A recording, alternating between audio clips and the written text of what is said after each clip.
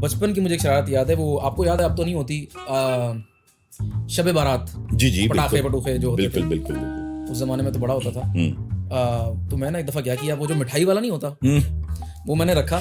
सुबह का टाइम था, रात गुजर गई, रात कर लिया जो करना था।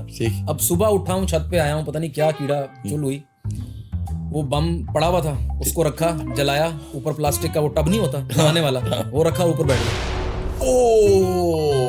अब आप सोचें कि जलन का क्या आलम होगा।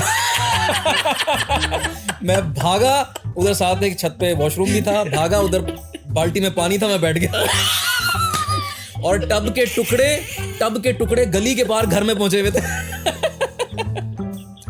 और कहाँ गए होंगे टब के टुकड़े, और पता नहीं कहाँ। अच्छा, एक दफा मेरे टीचर थे, मुझे बायोलॉजी पढ़ाने आते थे। मैं अच्छा ठीक है, ये क्या सोचते, पता नहीं क्या। अच्छा मुझे मैं बम पे बैठ।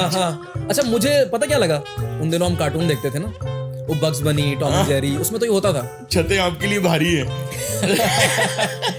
मुझे ये लगा कि ये फटेगा ना तो ये अंदर ही फट जाएगा, मुझे आवाज आएगी, बड़ा मजा आएगा। मुझे पता ही नहीं।